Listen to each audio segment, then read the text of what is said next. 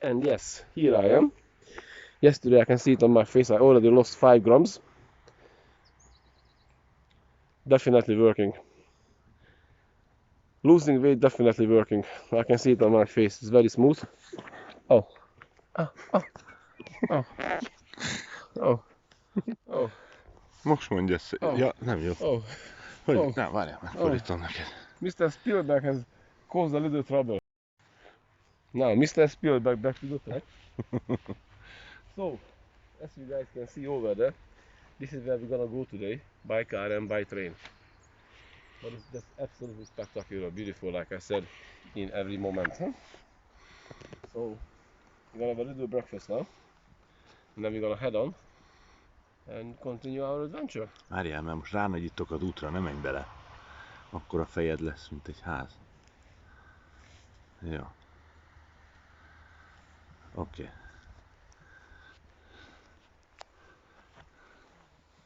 I'm gonna push that Zoli to the morning exercise. These guys still have to shit. I shit already. Apart from this, look at this beautiful landscape. Amazing. Look at that over there, guys. Look at that. The mountain trail, huh? This is where all the goats used to go before, and the people on donkey. You know, taking all the goods.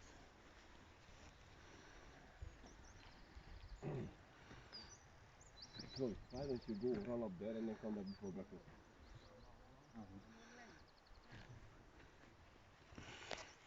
So, back to the picture.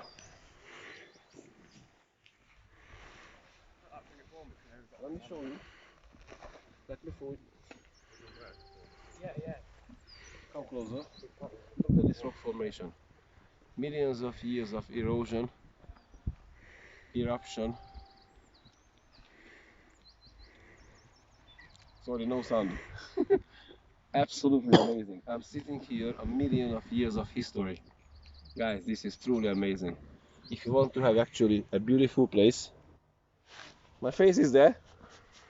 If you guys want to have a beautiful place to actually go run for a weekend trip, I highly recommend to come in Snowdonia here into Wales, because this place is unbelievable. Mr. Cameraman, do you agree?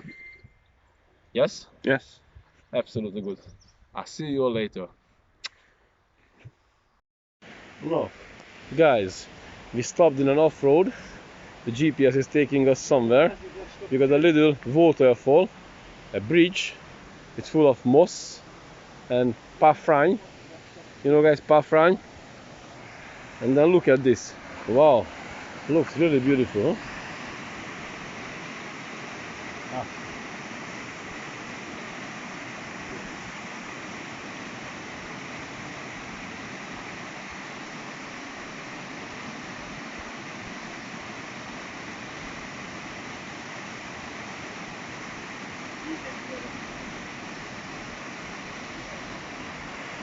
Guys, beautiful place. Look at that. Absolutely fascinating. Beautiful place. Ja, hát ilyen. Milyen töltő kell hozzá? Már a Töltőm az van. Milyen töltő?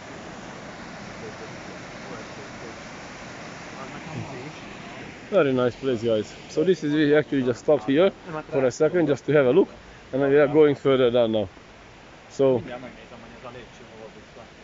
Szerintem oda-vissza vízhoz. Azt megnézném, hogy alábbvissza.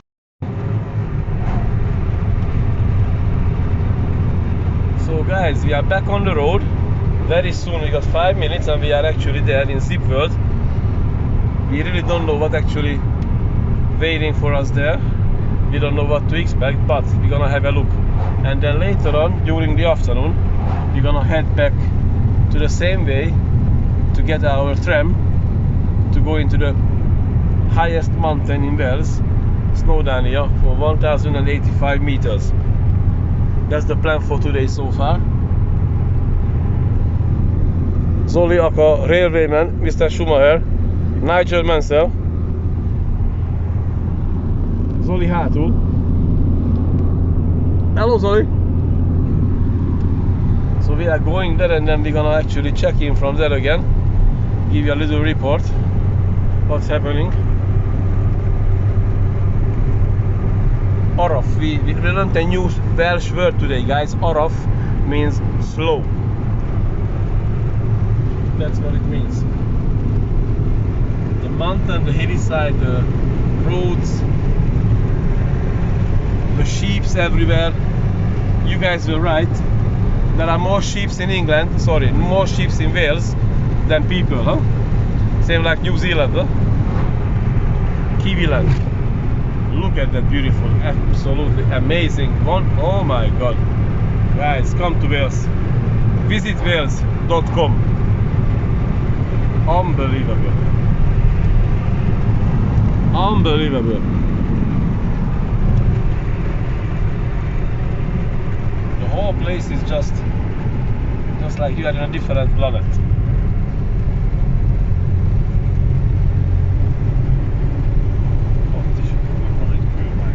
Yeah. Absolutely amazing. Yes. It's gonna be somewhere here. Our destination, first destination.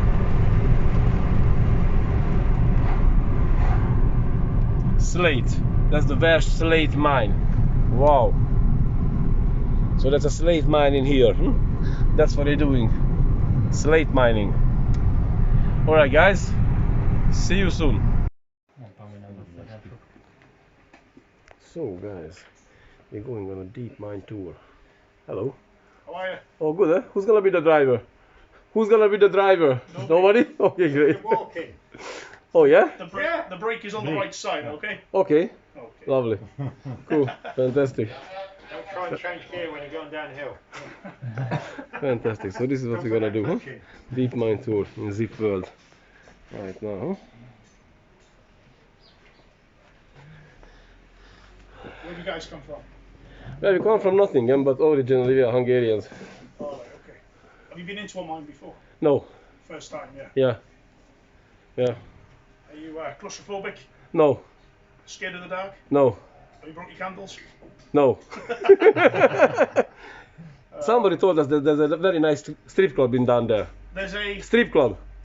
strip club? Yeah. Is it no, true? No, you're in the wrong place. Fuck. Let's go then. Alright, okay. It's about 17 miles up the mountain. Alright, okay. Alright, cool. So your guide will come over in a minute and seat you, yeah? Oh, lovely. Cheers. And then Thanks. she'll give you a safety briefing Very kind. and we'll take you down. Okay, one more question. Go Who on. shall we support tonight? Who shall we support tonight? Sorry guys, I don't No, understand that. final, Italy, England. Who shall we support I tonight? hope that Football. Italy wins. Thank you. I hope they do. Thank you. That's what I was asking. Because basically, See, they're saying it's coming home. It's coming home. It's never been home. you know what? Hold on for a sec. Let's talk about it, yeah? Because basically Italy put you guys out, yeah? You are Welsh, no? I'm not English. You are English. I'm Welsh. You Welsh, that's what I'm saying. You are Welsh. Yeah. So Italy put you out. But Yeah. you're still supporting Italy, yeah? Yeah, of course. Okay, cool. I Okay. don't follow the English football. Okay. I'm rugby. Ah, you're a rugby guy. I'm Welsh.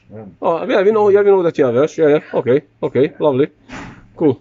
So let's support Italy, yeah? That's why we are supporting Italy as well. Look at his head. You see this? Good man. Welsh, yeah? Lovely, yeah? Yes. Any more? I'm standing there and they're like looking at the boards. I don't know if they're booked or not. Yes. Lovely. I don't even follow football, guys. Really? Said about the videos and cameras, that's all absolutely fine. We just ask that you don't have your flash on or anything like that when the videos are on, that's all. No problem. Yeah, so if you want to follow me this way, thank you. So here we go, huh? Here we go. There we are. So just watch out for the walls here.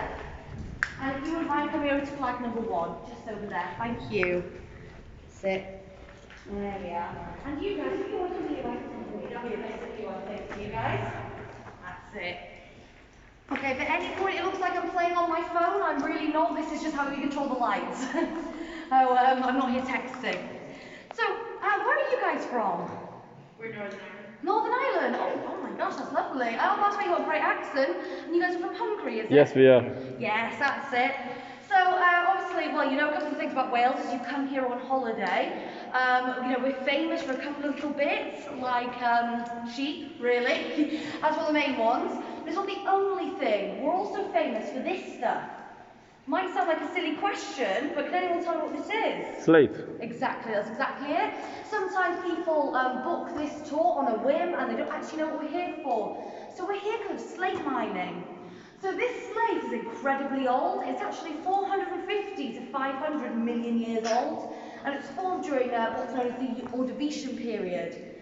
Now this slate was originally clay sediment at the bottom of the ocean, so just little bits of fine clay.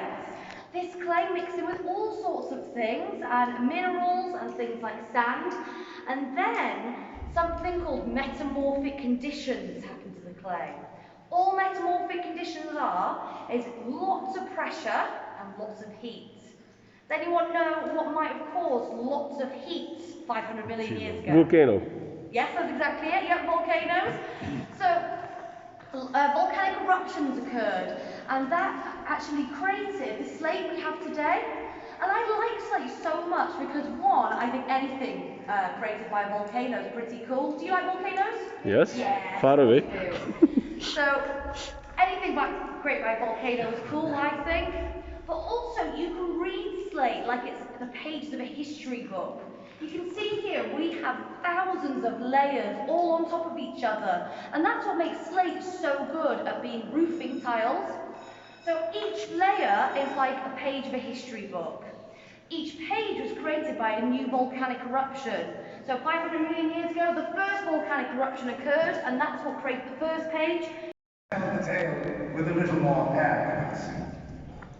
My name is John Whitehead Graves, an Englishman who arrived in Wales in 1830 to find the country in the grip of what might be called slate fever.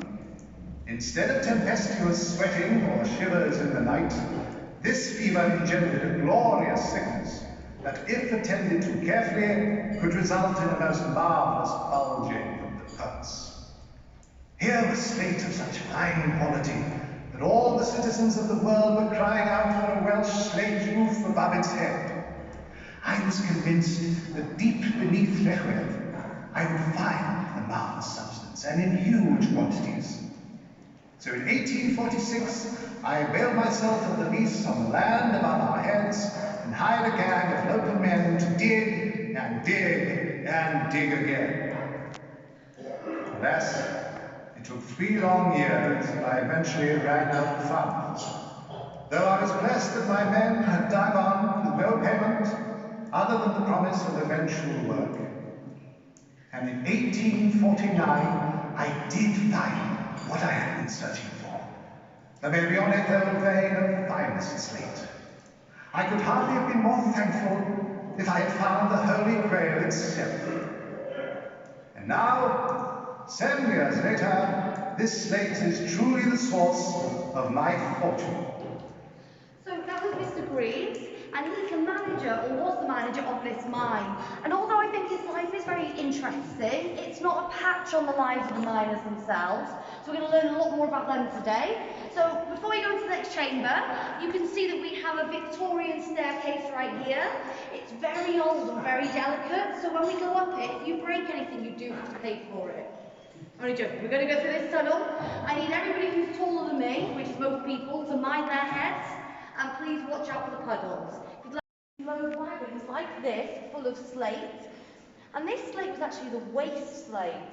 So for every ton that was mined here, 90% was thrown away because it wasn't good enough quality.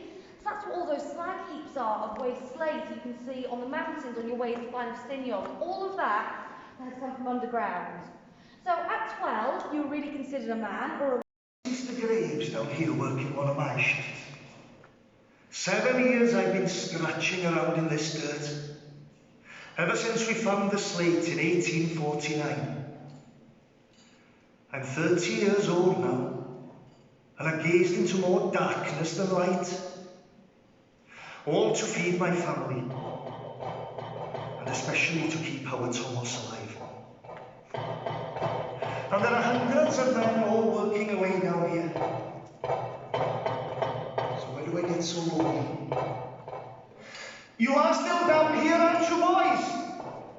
Howell Jones, Is that you? Darkness getting the better of you again, is it? Don't you feel it too, Getty Lloyd?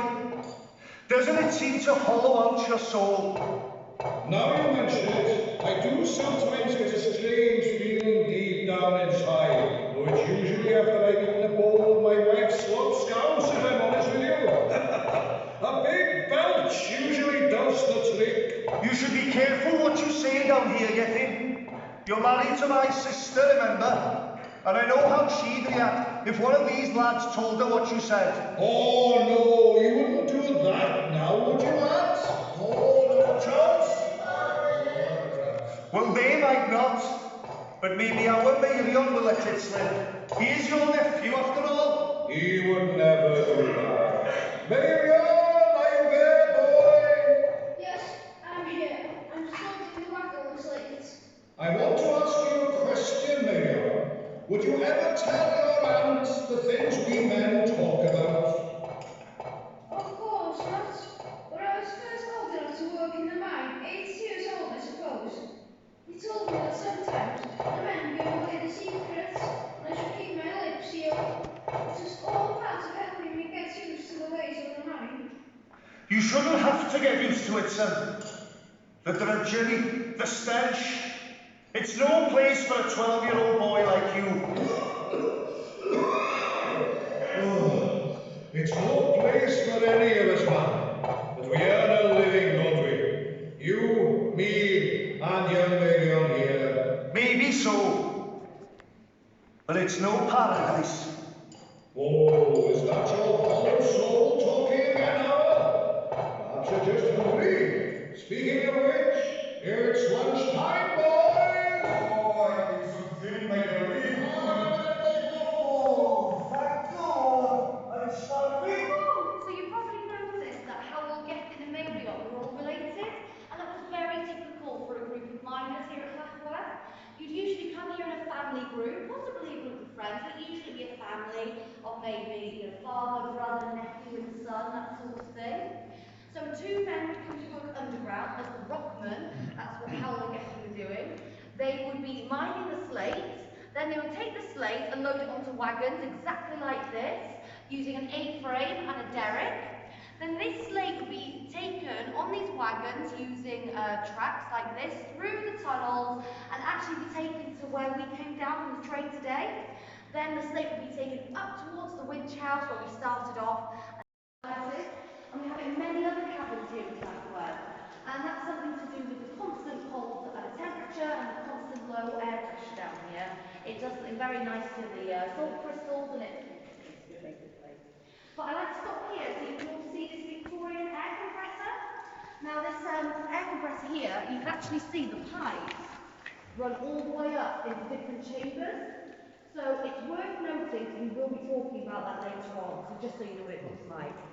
So when we come through to the next chamber, please mind your head on the tunnel roof, and the floor is very uneven. So please be careful. Yeah, you do that, that's it. Gethin, keep your voice down, man.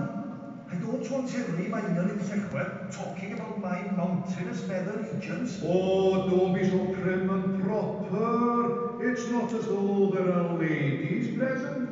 Well, no, of course there aren't. You know as well as I do that women would bring nothing but bad luck if they should ever come down here. And we need all the luck we can get. I would once have agreed with you, Howard, but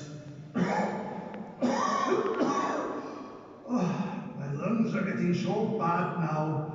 I can't help feeling that my luck has already run out. All these years I told my daughter.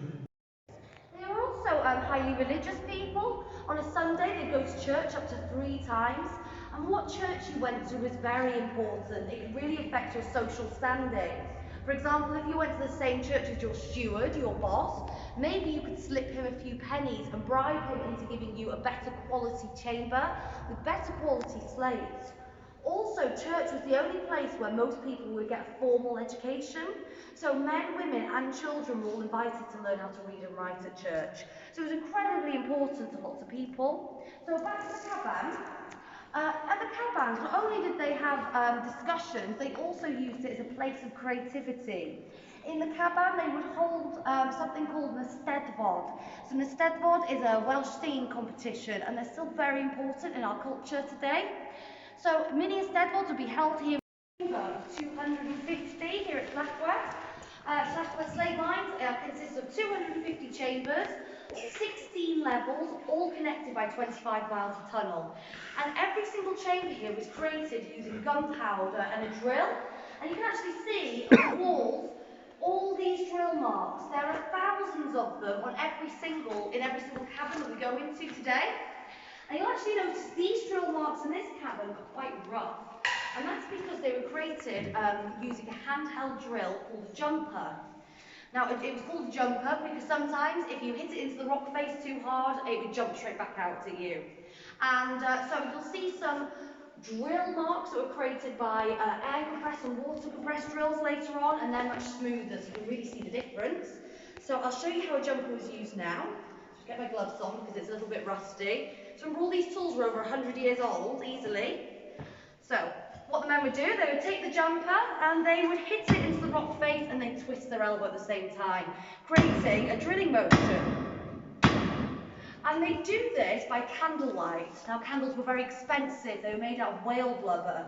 So you'd only use your candle until you had a little hole like this, then you'd blow your candle out and you'd keep working in the dark. So you'd work for up to 4 hours until you hit this weight called the clapper. And it's called the clapper because it makes a sound when it hits the rock. Can you guess what it might be? Mm-hmm. Clapping. Yeah, exactly, a clapping sound. So once you hit the clapper, after about 4 hours, you know it's time to turn over your drill, and you keep going, you keep drilling into the rock until you hit the clapper again, and this could take you up to 12 hours. So this could be a good day or a day and a half's work, and the work's still not over yet. Once you've created your hole, it's time to clean it. So you would take a scraper, and you'd literally scrape out all the dust and debris. You'd have collected some moss on your way to or from work that day, and you'd put that moss in this little needle head at the top, and you'd give it a good clean using that. So once that's done, it's time to get your fuse. Now, your fuse would just be a piece of string or twine, and you dip this in tar, and then you roll it in gunpowder. So then you pop that ready in your hole, ready to get the gunpowder next. So you collect your gunpowder from a box just like this. These would be found throughout the mine. Your steward would take note of how much gunpowder you took because he would charge you and take it out of your wages that month. You'd carry your gunpowder in a copper bugle or horn, exactly like this. And you can see how battered and dented this is. And that's not just because it's old, but it's also because it's made of a soft metal called copper. Now you want all your tools to be made of soft metals like copper. And that's because you would want to use a hard metal like iron, because the iron in the metal might react with the iron pyrite in the stone, and that might create a spark. And guys, do you know what might happen if there's a spark near gunpowder? Explosion. Explosion. Oh, that was one for the kids, guys. Oh, yes, explosion, well done. That's exactly it. You don't want an explosion that you're not controlling. So you would carry your gunpowder in this, and you literally just pop that into the hole. Once you've done that, it's time to compact your gunpowder. So you would take a stamper, not very creatively named, and a mallet, probably made of wood, and you literally stamp down the gunpowder. Now you'd want your stamper to be made of soft metal also. There's a story of a gentleman, potentially called Dai, who worked down here in the Victorian period, and he was in a rush to get home one day. He had a meeting at the end of the day. So he actually couldn't find his stamper, so he just grabbed an iron pole. And unfortunately, the reaction of the iron against the rock created a spark, and that reacted with the gunpowder. So sparks flew at his head, and he survived, but this was his hat. So you can actually see how burnt his head would have been. That would be quite nasty, wouldn't it? There we are. So you can actually see there where the hot sparks would burn his head. So that's quite incredible, but a good reason to be very careful. Once you've done this, it's time to light your fuse. You wouldn't necessarily be down here on the floor where we are now. You could be at the highest point of this cavern, attached to the slate. So you'd have to make sure that your fuse was long enough so you could light it and have time to make your way down here and go and hide in a tunnel. If everything went well, you'd hear a nice big bang and you'd come running through. You wouldn't wait for all the dust to settle. You'd breathe in all this dust and hopefully you would find a nice big piece of slate like this. This is about 3 tons. You wouldn't want a piece bigger than 3 tons because you wouldn't be able to get it out of the mine, so you'd have to cut it down yourself, and obviously that's a waste of your time and your energy. So a piece like this would be big enough to send up to the other 2 members of your family in the mill, ready to be turned into shaft by the roofing slate. So that's how they do it, that's how they created these cabins and chambers. So is there any guesses how the men might have attached themselves to the rock face? What might they have used to be a part of the rock? Rope ladder? Yeah, rope you thought? What did you think? You thought rope as well? And they're excellent suggestions. That's what I thought when I first came here. But because it's so damp underground, if you touch anything, it's really wet. The rope would actually start to rot. Same problem with wooden ladders. And also, if you touch slate, it's very sharp. So you can imagine working in the dark, your rope rubbing against that slate, damp. It would start to fray and eventually it would snap, and you wouldn't even notice until it was too late because you were working in the dark. So what the men would actually use is chains, and they'd actually wrap chains around their legs. And Howell, in the next chamber, will show you exactly how they did that. And then in the chamber after that, I can give you a bit of demonstration. And yet, here you all are, large as life, just standing around and watching while I do all the work. So you can see Howell's actually got the chain wrapped around his upper thigh, and he'd have learned how to do this from 12 years old. So how old were you 2 again? I'm 12. 12. I'm 14. Yeah, same as my sister. So you two would have all been able to do this. So I imagine that would have been very scary for the children. I just can't imagine. Also, once he'd done one part of the ceiling, if he wanted to test another part, he wouldn't get down and move the ladder like you might think. He'd actually have the other men loosen these ropes here that you can see, and they'd literally swing him across the cavern as he was hitting the ceiling with his metal pole. Wow. So it'd been quite incredible to see, and you can imagine it'd been very dangerous, hence his name, Danger Man. And this was a completely voluntary role. He did not get any extra money for this. There was, as you can imagine. And the miners would use a leather belt around their thighs to try and protect themselves, but it wouldn't do much good. The miners were renowned for having circulation issues. They'd have to swap legs every 10 minutes or so. So what they do, they take the chain and wrap it around their upper thigh. And when you apply a bit of pressure to chain links, they lock together quite well, and then they take your weight pretty easily. So you see, take your weight fairly easily. A lot of these men would have been taller than me, and it takes their weight quite easily as well. You wouldn't have been facing the rock like this though, you'd have actually been following the vein of slate at that 33-degree angle. And you wouldn't have been dangling from the chain, it'd be more of a support. But the chain also, you wouldn't have had your hands free. You'd have been holding your jumper, like I showed you before, or possibly a handheld drill, which is just there, I'll show you that in just a moment. You'd also have a leather strap or belt attached to you with any other tools that you needed. It was quite difficult. Also, the problem with the chain was, slate's very slippy down here because it's very damp. It'd be very easy to trip and fall. So then, you've got the problem of you're working in the dark, you've slipped, so you're hanging upside down, and the chain was kept around your leg.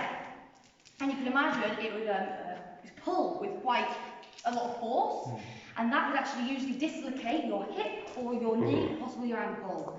So you'd be hanging upside down in the dark, shouting and calling to your friends or your family, and hopefully one of them would come quite quickly and help you get down. So you're there with your dislocated knee. They wouldn't stop working and take you up to the hospital. That would take too much time and it would cost a lot of money. What the men would do, they'd lie you on the floor. You'd have 2 men at his shoulders, 2 men at his feet, and they'd literally just pop you back together again. And after that, it was straight back to work. Because if your steward, your boss, caught you lying around enjoying your dislocated knee, you'd be fired. That'd be the end of your job. So they were a lot tougher and a lot more hardy than most people nowadays. But they didn't have much choice, they had to be. So eventually, so the light's going off, eventually technology moved on and the miners stopped using jumpers and they started using handheld drills. So some were water drills and some were air compressed drills. So a drill just like this This is actually quite a small one, but it's very heavy. A drill like this would have been attached to the air compressor that I showed you in the cheese chamber. So this drill would have created the marks you can see behind me, and we know that because they're a lot smoother than the ones I showed you earlier. So the air compressed drill would only take about half an hour to create this, whereas with the handheld drill it would take 12 to 14 hours. So you can imagine the miners were so happy. This saved them time and money. But the drill came with a whole host of problems. The way you think about it. And also, whilst we're here, you can see there's lots of orange in this slate here. That's iron pyrite, which water turns towards gold. This is a really good example of bad slate. This chamber will produce slate that's only lasted about 20 years old. Pristine slate was guaranteed to last at least 100 years. And some buildings outside are nearly 300 years old, so it's really good quality stuff. This with the iron pyrite, however, once it was turned into roofing tiles, the iron would start to rust once it got wet, and after 20 years you have a very holey roof, which is no good anywhere, but particularly Wales because it is raining all the time. So, what are your guys' names? Levi? Levo, that's a lovely name. What's your name? Oh, what beautiful names. So what I need you guys to do for the coronavirus, I want to be stand here, I want to be stand like this side, that's it. I can't have you touch with your hands. You come over here, darling. That's it. So I can't have you touch with your hands for the coronavirus. So I need you guys to put an arm on it each and then push down and let go for me. That's it. Thank you, well done, guys.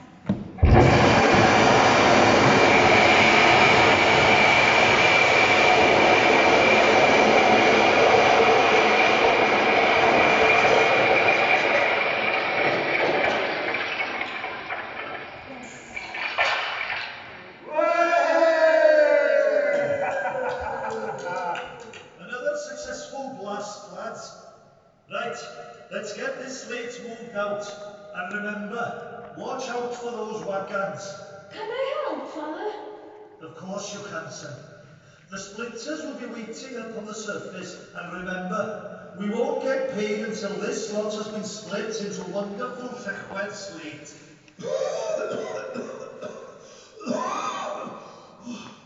You know I'd love to lend a hand, however, but my lungs. Don't worry, Githin. It's not your job anyway. You get back to doing what you're good at. Yes, I'll just take it easy. 20 feet up in the air. Hanging from a chain. Drilling for 12 hours at a time. In the pitch black? That's right, Mayor, my boy. Here's to us, and to all those who came before.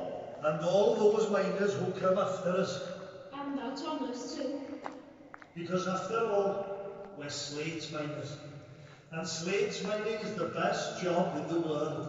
Do you think being a slate miner would be the best job in the world? No, do you not fancy it? Because actually I have a discount for parents who leave their children to learn the trade. You get a full refund on this tour, yeah? So we can always sort out the paperwork later, don't worry. So thank you so much, you two are wonderful helpers, and the best part is that this detonator really hasn't worked for 100 years and you fixed it, so well done guys. So I said before we were in quite a small chamber. This chamber here is far more impressive, it's so much bigger as you can see, and we're actually in multiple chambers. We have 1, 2, 3, 4 chambers over here, so that means we have multiple pillars. We have 1, 2, 3, 4 pillars. That's because at Llachwedd they were very careful about using the pillar system. For every 40 foot of chamber that was mined, they always left 30 foot a pillar. Now that pillar could be granite or it could be good quality slate. But it's important to leave these pillars up to stop the mountain from collapsing in on itself. And we never had any major rock falls or roof collapse here at Llachwedd. We knew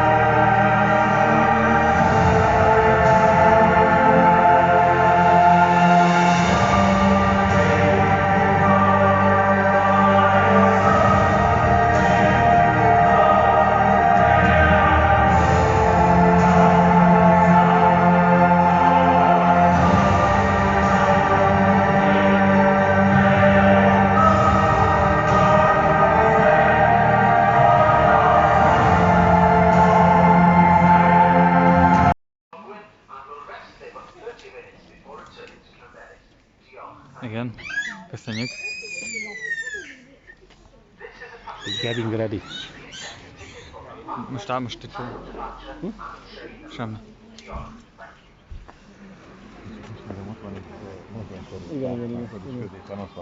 Igen. Guys, getting ready for the big adventure, going up on the mountain finally. Finally. And we're going home. Zoli's eyes like this already. Aha. And mine too. So anyway, come back later.